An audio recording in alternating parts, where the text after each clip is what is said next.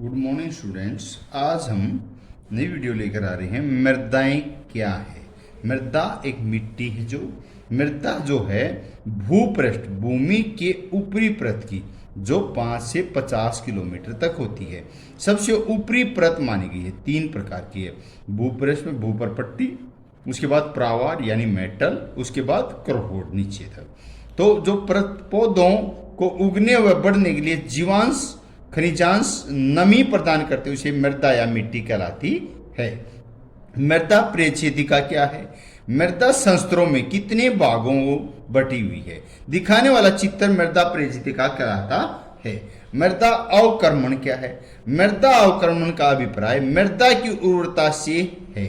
मृदा अपर्दन, अपर्दन अपक्षय निक्षेपण यानी अपर्दन कैसे? जल यानी कि छोटे छोटे रंध्रों छिद्रों द्वारा वो नीचे जाता रहता है और जैसे सर्दी में सिकुड़ जाता है, टाइट हो जाती है चीजें, और जब धूप निकलती है तो खुल जाता है, तो चटक जाती है। वायु के प्रभाव से मृदा की ऊपरी परत का बह जाना या उड़ जाना, छोटे छोटे रवे यानी कण मृदा अपर्दन कहलाता है।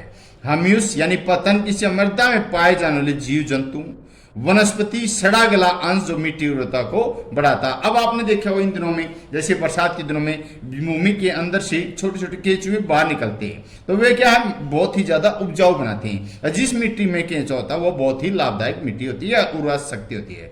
मृदा जनन, मिट्टी के निर्माण की प्रक्रिया मृदा जनन है। पीएच मूल्य क्या है? यह मृदा की अम्लीय और अक्षारता ईंधन का एक माप होता है। भारत में सर्वाधिक विस्तृत क्षेत्र में पाई जाने वाली मिट्टी कौन सी है? जलोढ़ मिट्टी। जो नदियों द्वारा लाई गई मिट्टी होती है उसे जलोढ़ मिट्टी कहते हैं। सबसे ज्यादा मिट्टी यही है और ये नदियां द्वारा है। इसका अपवाद अंतर नदियों का भी बहुत ज्यादा होता है। और इन दिनों में जो बरसात के दिन होते हैं, साल नहीं, बरसात के दिनों में पहाड़ों से मिट्टी कटती रहती है और नई मिट्टी हटती रहती है, तो लाल पानी आता रहता है, उसमें नई परत जम जाती है, बहुत ही उपजाऊ होती है।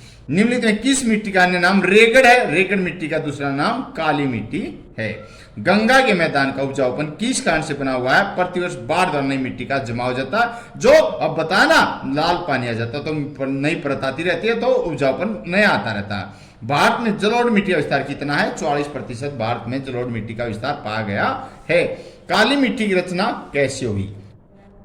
समुद्री पथिक लावा के जमने से काली मिट्टी जो दक्कन ट्रैप, प्रायद्वीपीय पठार, त्रिभुजाकार, उसमें काली मिट्टी पाई जाती है। काली मिट्टी के बारे में निम्नलिखित में कौन सा कथन असत्य है?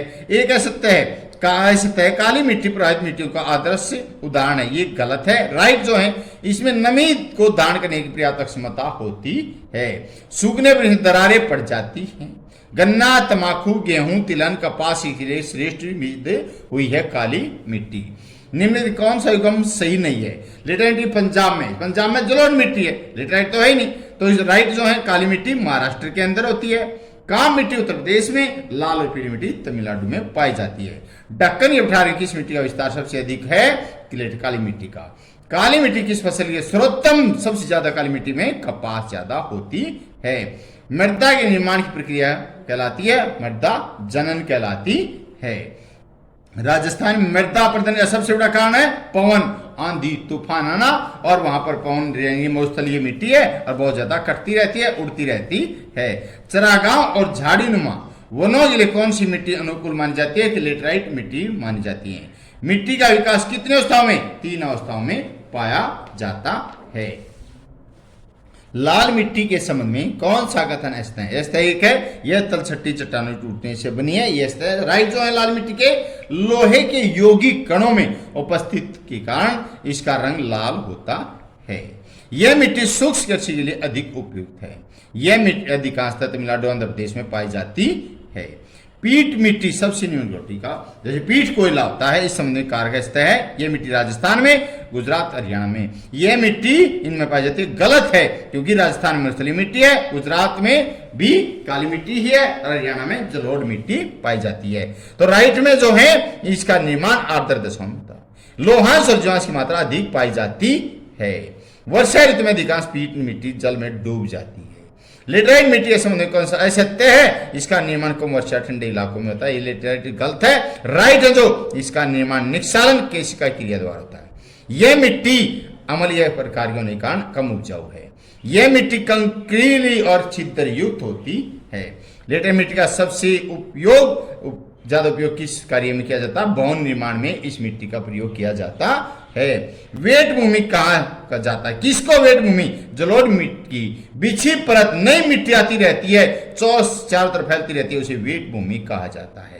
भारत में मृदा अपरदन का सबसे बड़ा कारण है वनों की बड़ी मात्रा में विरोध, यानी कि काटा जा रहा है। क्योंकि वन नहीं कटेंगे तो उनकी जड़ों में मिट्टी जकड़ी रहती है और अपरदन नहीं होगा, तो अब बहुत ज्यादा पेड़ काटे जा रहे हैं, इसलिए मृदा अपरदन बहुत ज्यादा हो रहा है। आंधी से, तूफान से, बाढ़ से, यानी पानी बहुत ज्यादा मिट्टी को काट देता है। भारत में मृदा की ऊपरी परत में हार्श यानी पतन का कारण जल अपरदन है। इसमें हरित क्रांति वाले क्षेत्रों में कृषि योग्य भूमि निम्नलिखित किस कारण से लवणीय हो रही है? अति सिंचाई से लवणीय हो रही है। मृदा को मूल पदार्थ और पैतृक पदार्थ कहां से प्राप्त होते हैं? चट्टानों से प्राप्त होते हैं।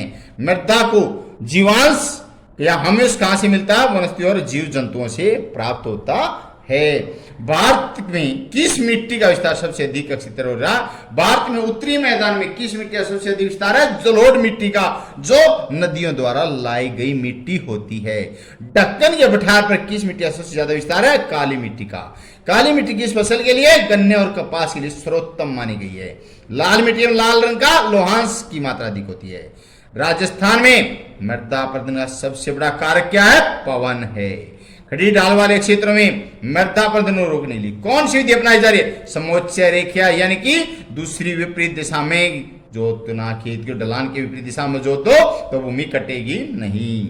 मृदा क्यों महत्वपूर्ण होती है? मृदा सभी जीवों के लिए भोजन का उत्पादन करती है, यानी कोई भी जीव है भोजन उसलिए मिट्टी से ही बनता है। मृदा के उपजाऊपन के कौन से कारक हैं? उपजाऊपन कैसे है? चट्टान संरचना, धरातलीय सौर, भूमि का ढाल, जलवायु, प्राकृतिक वनस्पति इत्यादि द्वारा। प्रवाहित मिट्टियां कौन सी होती है? मिट्टी जिन मिट्टियों का अपने मूल स्थान से संबंध नहीं रहता, बहती रहती है, कटती रहती है। स्थायी मिट्टियां कौन सी हैं? जिन मिट्टियों को अपने मूल स्थान से गहरा संबंध होता है। पठारों और पहाड़ों पर मिट्टी की परत पतली क्यों होती है? क्योंकि ढाल और गुरुत्वाकर्षण बल के कारण मिट्टी टिक नहीं पाती, बहती रहती है, टूट जाती है और आगे चलती रहती है। मिट्टी का विकास किस अवस्था में? युवा, प्रौढ़ावस्था, जीर्णावस्था में लास्ट में आ जाती है। मिट्टी के निर्माण की कोई एक धीमी प्रक्रिया क्यों कहा जाता है? क्योंकि मिट्टी को 2 सेंटीमीटर एक परत बनने में भी, मोटी परत बनने में लगभग 2 शताब्दियां यानी कि 200 साल लग जाते हैं। मिट्टी की उर्वरा शक्ति, मिट्टी को बढ़ाने के लिए, मिट्टी का जल स्तर बढ़ने के लिए 200 साल लग जाते हैं। जलोढ़ मिट्टी का निर्माण किस प्रकार था? नदियों द्वारा बहाकर लाए गए अपरदित कण, अपरदन, अपक्षय, निक्षेपण, तब जब मिट्टी बनती है। भारत में जलोढ़ मिट्टी का विस्तार है 44% भाग है। जलोढ़ मिट्टी में कुएं, नलकूप, नहरें खोदना आसान क्यों? क्योंकि मिट्टी मुलायम होने के कारण आसान होती है। संरचना और उपजाऊपन के आधार पर जलोढ़ मिट्टी 3 है। खादर मिट्टी कहते हैं, बांगर कहते हैं और न्यूनतम जलोढ़ मिट्टियां कहा जाता है। काली मिट्टी का निर्माण कैसे हुआ? ज्वालामुखी विस्फोट से बनी दरारों से निकले पथिक लावा के अपक्षय से। जलोढ़ और काली मिट्टियों में कौन सी मिट्टी प्रवाहित है और कौन सी स्थायी? जलोढ़ मिट्टी प्रवाहित और काली मिट्टी स्थायी है। ये बेहतर होती है, कठोर होती है, वहीं जमा रहती है, इसलिए स्थायी है। काली मिट्टी शुष्क कृषि के लिए श्रेष्ठ क्यों मानी जाती है? क्योंकि जल अधिक देर तक ठहर सकता है। लाल मिट्टी निर्माण कैसे हुआ? प्राचीन खेदार रूपांतरित चट्टानों टूटने फूटने से लाल मिट्टी का निर्माण हुआ। लेटराइट मिट्टी का निर्माण किन दशाओं में होता है? मानसून, जलवायु को अधिक वर्षा और उच्च तापमान की दशाओं में। चरागाह और झाड़ीनुमा वनों के लिए कौन सी मिट्टी अनुकूल मानी जाती है? लेटराइट मिट्टी मानी जाती है। बोलई अथवा मरुस्थलीय मिट्टी का निर्माण कैसे होता है? शुष्क उष्ण जलवायु में। चट्टान भौतिक अपक्षय के कारण। पर्वतीय मिट्टी रचना कैसे हुई? हिम, बर्फ द्वारा, वर्षा, कार्मिक का अंतर भौतिक अपक्षय से। काली मिट्टी नाम है अन्य नाम। काली मिट्टी को 2 नाम से जानते, कपास और रेगड़ मिट्टी के नाम से। मृदा 3 स्तर, ए स्तर, बी स्तर और सी स्तर द्वारा 3 प्रकार की परतें हैं। मिट्टी के 3 आवश्यक तत्व घटक कौन से हैं? सिलिका, चीका, ह्यूमस सभी। मरुस्थलीय मिट्टी में लहलाती फसलें कैसे उगाई जा सकती हैं? सिंचाई की सुविधा देकर ही, चाहे फुहारे द्वारा, ट्यूबवेल द्वारा, नहर द्वारा सिंचाई करने तभी फसलें लगा सकती हैं मरुस्थल में। पर्वतीय मिट्टी चाय के लिए उपयोगी क्यों मानी जाती है? पर्वतीय मिट्टी तेजाबी चाय में फ्लेवर पैदा करती है। वृक्षारोपण मृदा की संरक्षण कैसे सहायक है? वृक्षों की जड़ें मिट्टी को बांध देती है, मिट्टी नहीं कटती, इसलिए पेड़ पौधे बहुत ज्यादा लगाने चाहिए, मिट्टी नहीं कटेगी। आज यहीं तक।